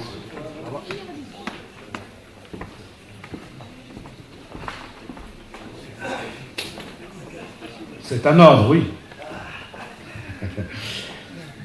Donc, pour essayer de rattraper un peu le temps, je donne directement la parole Vous allez le présenter, c'est Satara M. Al-Arbi?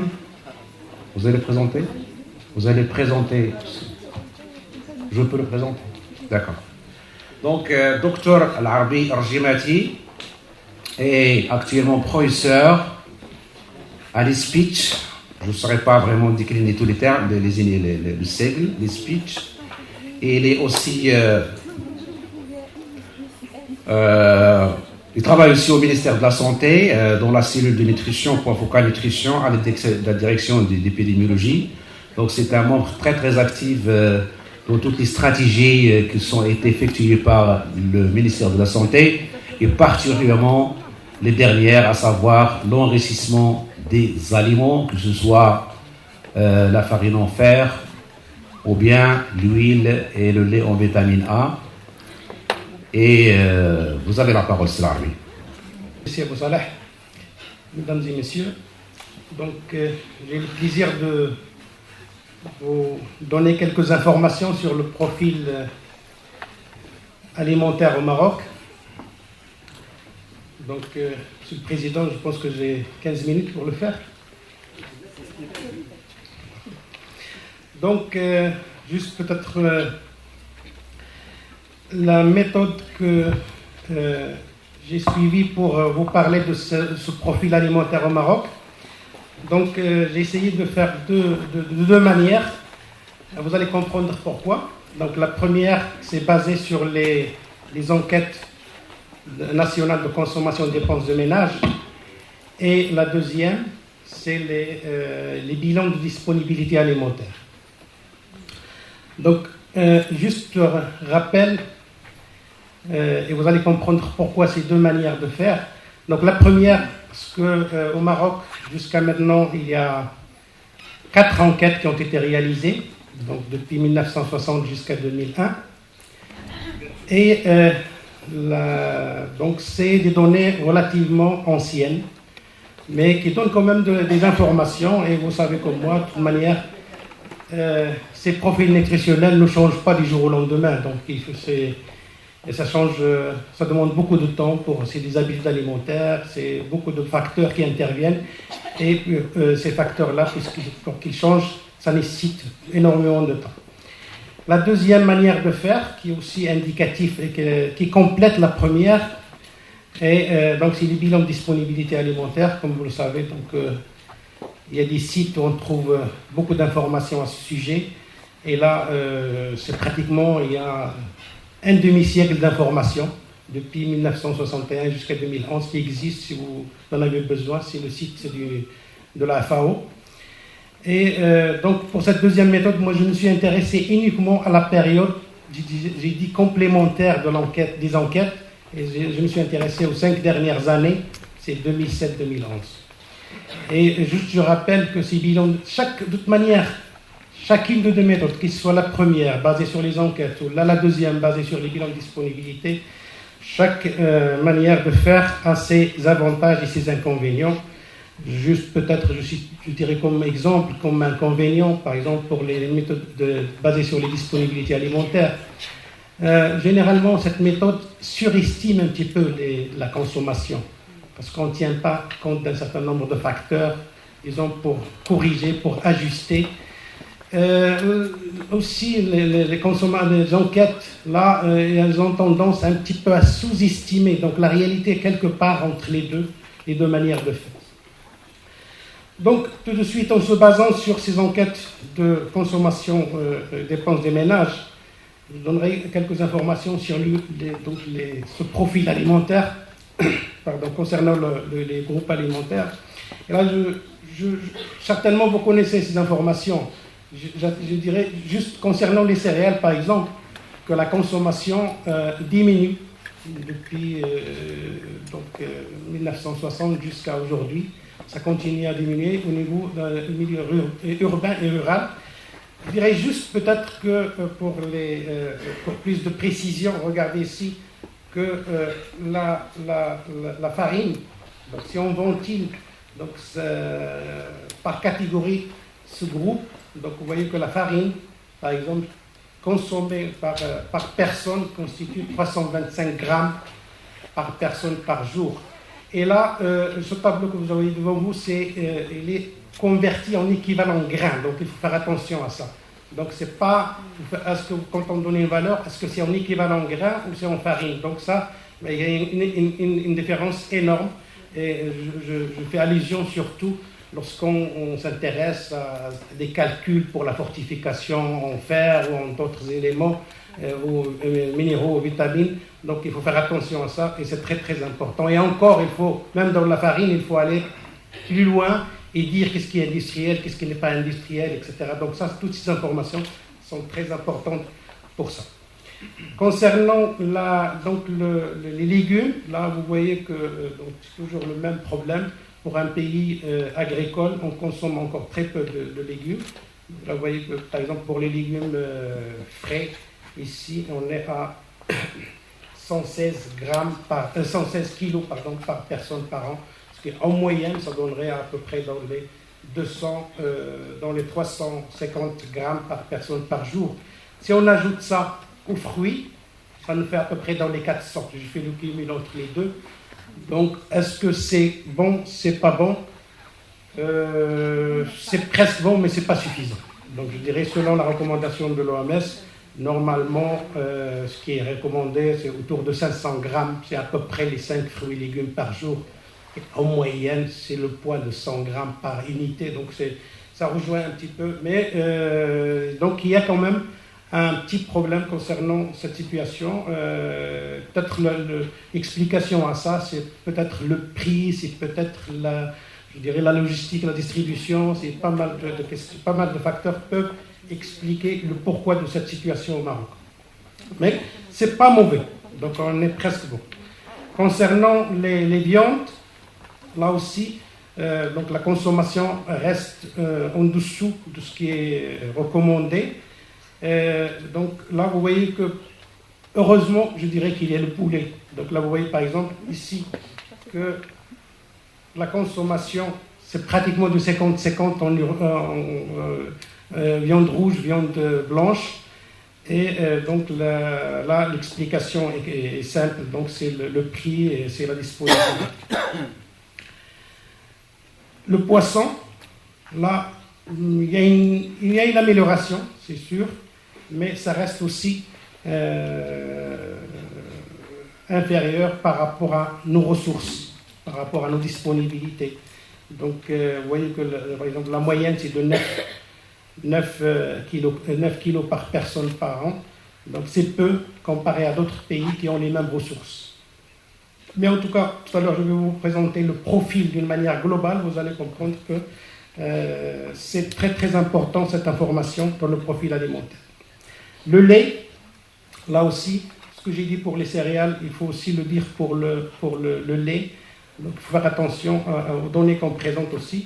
C'est soit l'équivalent lait, donc ça aussi c'est important.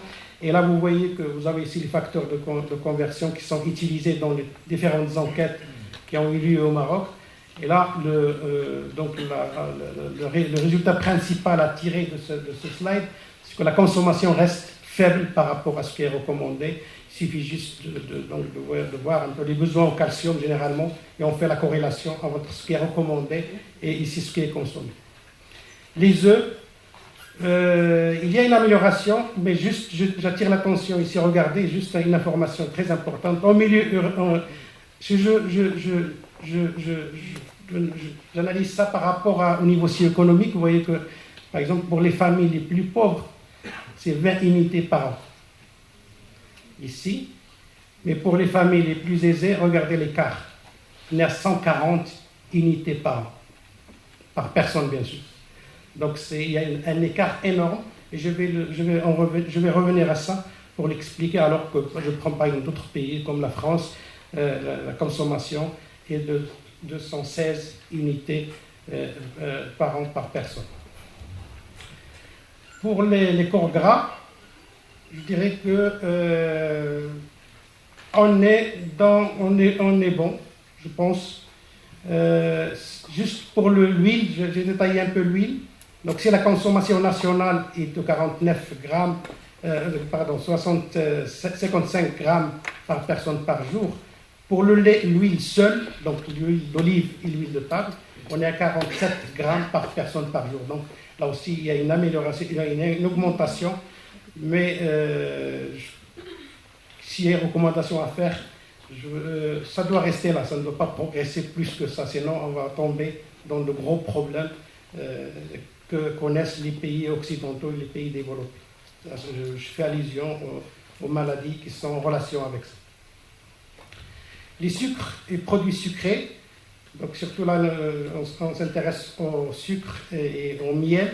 Donc là, la consommation nationale est de 68 grammes. Donc il y a une diminution par rapport depuis 1960 jusqu'à maintenant. Il y a une diminution, mais la consommation reste quand même élevée. On est à 68 grammes par personne par jour. Et donc c'est quelque chose qu'il faut revoir. D'ailleurs, la stratégie actuelle du ministère de la Santé qui parle donc des principaux éléments à réduire, sel, sucre et acides gras, notamment trans. Donc on doit focaliser sur ça. Ce que j'ai dit tout à l'heure, regardez les écarts entre juste ça, la dernière colonne. Donc, regardez les écarts entre les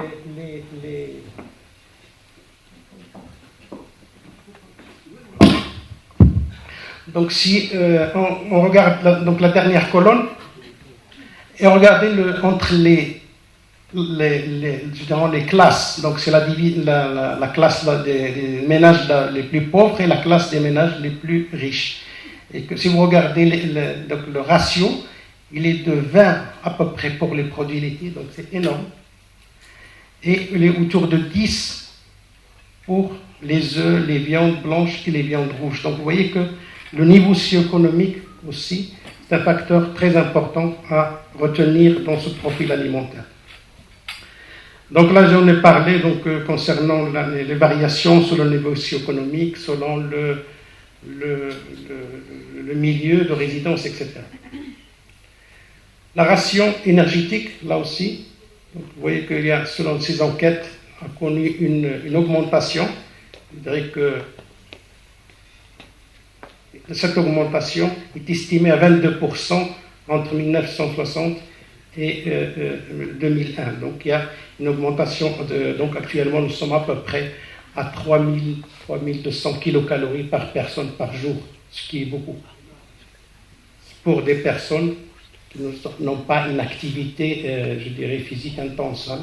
Donc pour une personne qui a une activité physique normale, c'est beaucoup, mais ça dépend aussi de l'activité physique.